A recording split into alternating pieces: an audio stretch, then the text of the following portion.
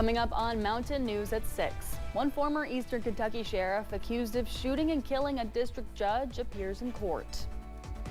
And a busy weekend for search and rescue teams in Wolfe County. More about that just ahead. And we're going to cool off as we go throughout the week and increase the rain chances. Details in a few minutes.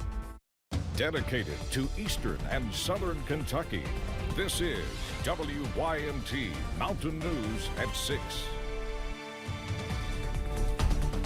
Good evening, I'm Amelia Lee.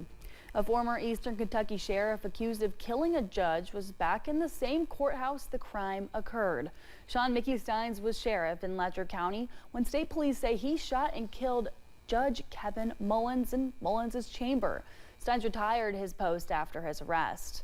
Steins answered to the charges while attorneys are in the process of sharing evidence and planning their next moves in the high-profile case that's attracted national attention. WYMT's Phil Pendleton has the details on what took place in the courtroom in Whitesburg. A former sheriff in handcuffs, his family watching from the front row, and moments later after his not guilty plea, the judge said that bond would not be considered, but his attorney said they will seek an adversarial bond hearing. You know, we still have this little thing called presumption of innocence, and it doesn't matter what the evidence that you've already seen is out there, he still carries that presumption. Bartley says they have a solid defense, part of which is based on a moment of extreme emotional disturbance. We do not concede that this thing is a manslaughter case. We do believe that we will put on a full defense that we will urge for an acquittal. Bartley also says they do believe they can seat a jury in Letcher County, citing the assassination case of Sheriff Sam Catron in Pulaski County. And at the time, that was probably one of the most high-profile cases that area had seen. Still a lot of questions over motive, but Bartley did say there could be a link to Steins being named in a federal lawsuit involving a deputy. I think that the timing of what occurred is certainly something that is going to be a crucial point in this case. Prosecutor says it's too early to talk about motives or if he will seek the death penalty. After all the evidence has been collected, thoroughly gone through, and a conversation with the family has been had, and get their thoughts on the process. The court date or time for an adversarial bond hearing has been set. In Letcher County, Phil Pendleton, WYMT Mountain News. The judge appointed for the arraignment was only a special judge for this appearance, and another judge will be named for the remainder of the legal process. A Pike County man is facing charges after he was heading to a VA clinic in Prestonsburg and reportedly threatened to shoot people. The incident happened on Friday. Floyd County Sheriff deputies say Roberts Maynard of Belfry was heading north on US 23 in the Herald area. After performing a traffic stop, police say they found a handgun on Maynard. After kicking a deputy in the stomach, Maynard was charged with a slew of charges, including assault. A Laurel County woman was charged with murder earlier this year. Today, she appeared in court. Yolanda Lomelli was accused of shooting her husband, Manuel Lomelli Jr., back in March. A self-defense immunity motion was under submission for ruling in the case. Lomelli's next court date is set for January 27th at 9 in the morning. We are still learning new details about the suspect in a sexual assault on campus at the University of Kentucky. A few weeks ago, 21-year-old Safai Kawafuege arrested for the crime, being charged with sexual abuse and indecent exposure. The assault originally happened overnight on November 10th at the intersection of Rose and Euclid Avenue.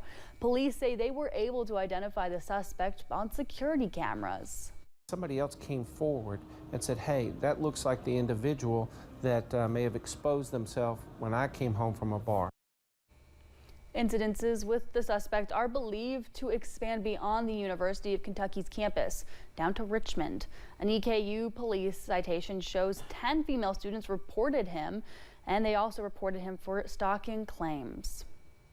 In Pulaski County, there was an explosion inside a home after a woman reportedly lit a cigarette.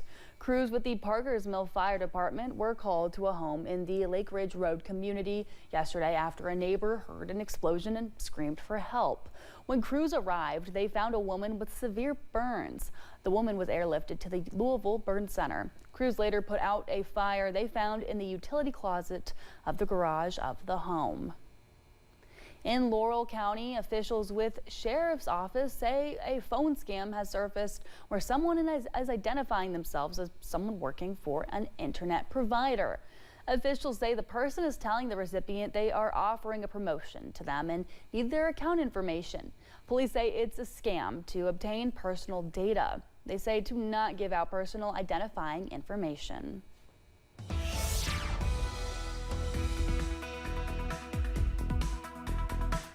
Well, as advertised, we were substantially warmer than normal today with temperatures in the 60s. Here's how the numbers played out. We made it to 64 in Hazard, 64 in Jackson, London, and Manchester made it to 62. Somerset made it to 64. Keep in mind, 54 is where we should be for this time of year, and 54 was the high in Jonesville as well as Wise. Here's a look outside. We're seeing cloudy skies outside. Temperatures are still in the 50s and 60s. Keep in mind, it's November 25th, and we're still talking about unseasonably warm temperatures. Somerset still at 64. Same story in Monticello, 62 in Jackson. Hazard is at 61. We're seeing a little bit of rain being picked up on live pinpoint Doppler radar, but all in all, that's it. We're going to stay mainly cloudy for the next few hours, but the rain chances will pick up, though, as we go throughout the late evening going into the overnight hours. We'll see temperatures hovering around 47 by the 7 o'clock hour. Overnight lows will be in the upper 30s and low 40s. Now, coming up in the first alert forecast, Thanksgiving is this week, and there's a lot of traveling. We'll talk about the travel forecast coming up in a few minutes. Amelia. All right, Eric, thank you. It was a busy weekend for the Wolfe County Search and Rescue Team. Team members say they conducted 2 complex rescues, including one at the Red River Gorge. They say a rock climber fell 20 feet and suffered traumatic injuries. The team's chief, John May, says the man was airlifted to UK, and he adds that he was not wearing a helmet, but he advises all climbers to wear one.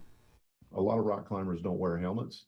And I understand, it's, it can limit your visibility a little bit, and wearing a helmet all day kind of makes your neck tired and different things. But, a helmet would have made a significant difference in the individual that we rescued yesterday. May says the other rescue the team conducted this weekend involved 2 hikers that wandered off trail, but luckily no one was hurt in that incident. $91,000 in scholarships has been awarded to Southeast Kentucky Community Technical College to support students pursuing careers in healthcare. $70,000 will be for the nursing program. $21,000 will be for the physical therapist assistant program. The funding was awarded by the Kentucky Council on Post-Secondary Education's Healthcare Workforce Investment Fund.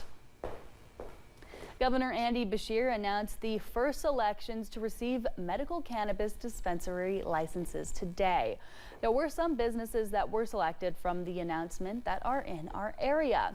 HYE Property Management LLC in Powell County, Reed KY Dispensary LLC in Pulaski and Pike counties, and Kentucky Zen LLC in Pike County. In this lottery, businesses from the same county were drawn, but only the first business selected from a county will be able to stay. All right, headlines for tonight. Much cooler temperatures tomorrow with highs in the upper 40s and low 50s.